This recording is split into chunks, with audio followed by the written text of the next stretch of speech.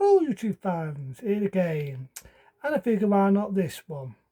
I remember talking about the movies of this being Star Trek, The Motion Picture, The Wrath of Time, The Search for Spock. The list goes on, but one thing I've never talked about is the TV series. It's one what started it all off, and why not, from the beginning. The beginning being the very first episode of Star Trek. Now, as we all know, your typical ABC, it was an American channel at that time, was airing Star Trek, and typical ABC is the fucking channel what removes Star Trek.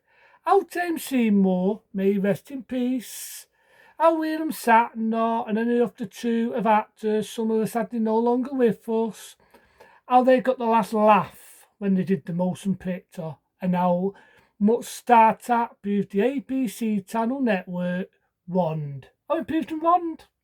You know, you had Star Trek Next Generation, you had the movie versions of them, you had so many Star Treks now that it's enough to make my head go fucking dizzy. It really is. So your typical ABC was half and half on this, and they were going to make a pilot. And I actually like this pilot because it's kind of weird in one way. You got Captain Pike. Now, at the time, they wanted the actor to appear again in the next pilot, but at the time, I don't think the actor wanted to be typecasted. After that, he wasn't asked. There's a lot of reasons why this actor did not prize his role as Captain Pike. You had other actors and actresses, but sadly to say, never prized the role. And this is one where really surprised me how James Seymour never got noted for this, because the only original member in this, right from the beginning, right to the end, is Dr. Spock, James Seymour. He's the only original member in it. So I'm going to talk about this. I do know when this happened, it did hit big, but they must have thought the actors and the actresses had to go. So they brought in a new two, one of those being William Shatner and all the others.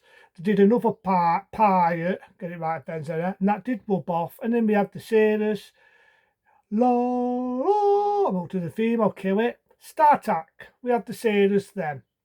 So it's one of these. Would it have rubbed off? Let's say, right. Let's say we're going to the Enterprise and we're going to an hological universe. Big word for me.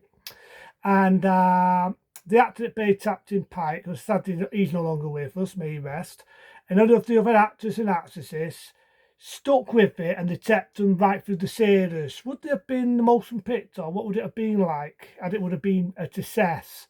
What would Wrath of Time, Search for Spock, The Forest Zone, the list goes on, what would it have been like had this two would have stayed in and it was a success? I always had me wondering that, but I'm kind of happy in one way because, you know, we had Vietnam Saturn, we had Beam Me Up Stotter, we had all the other two.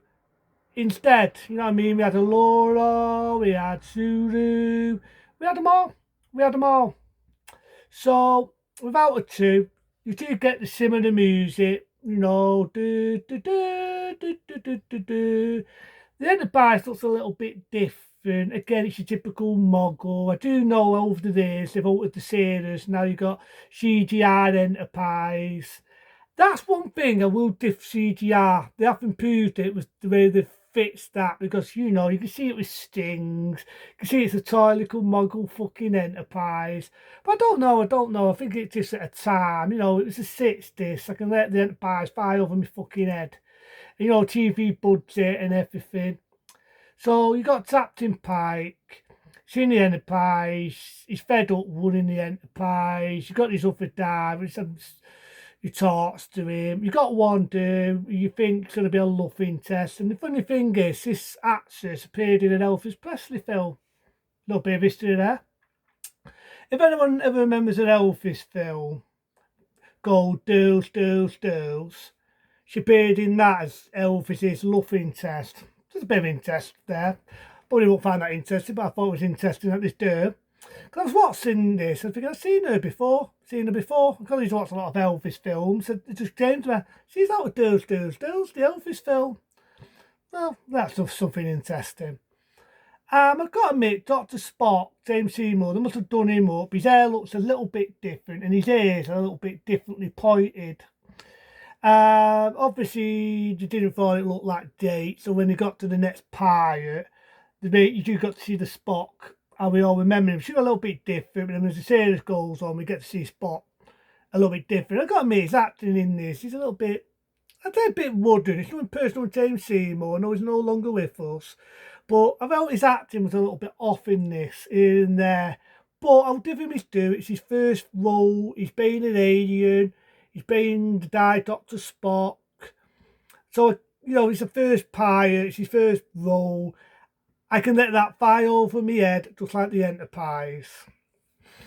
And what it is, they're going to go to an alien planet. And I've got to admit, the set just looks exactly like how you see it in the 60s. And again, I like that. To me, it has a charm.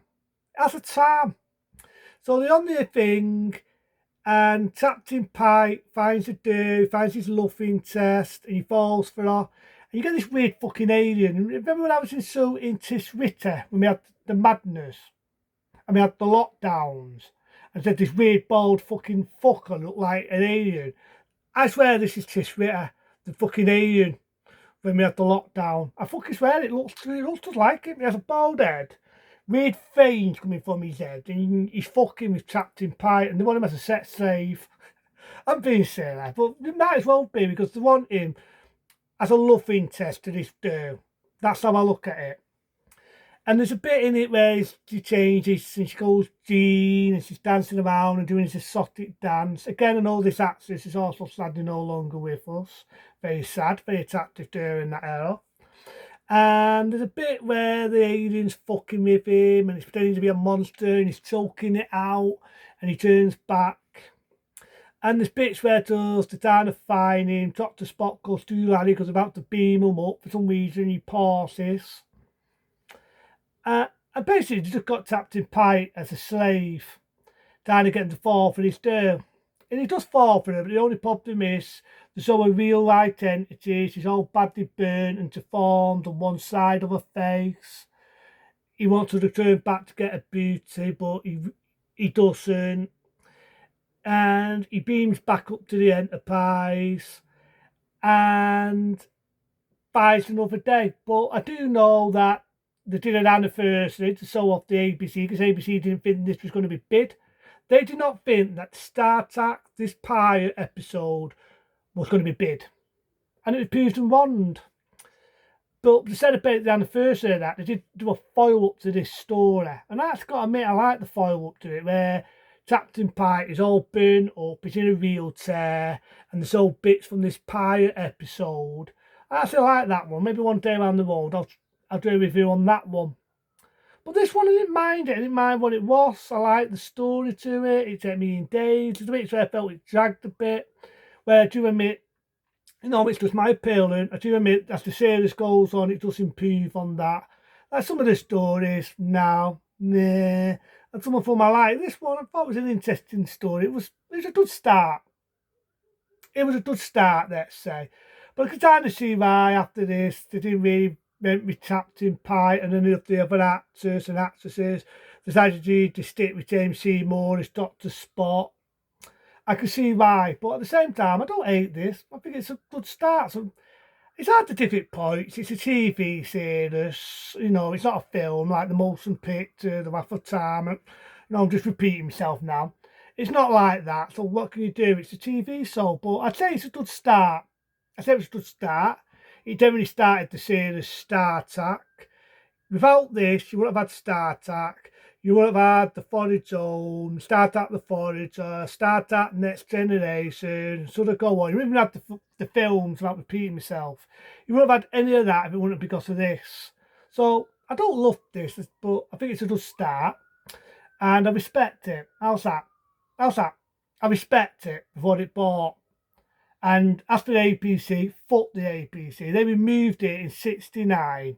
Saying, well, I'll get into that one day around the world when we ever talk about the last series of Star Trek. But, yeah, the very first pilot of Star Trek. Can't do it. I try and do it. Look, I can't do it. Fucking impossible. I know a mate at work that can do this. I'll do that. The boldly go, where no man's gone before. See you later.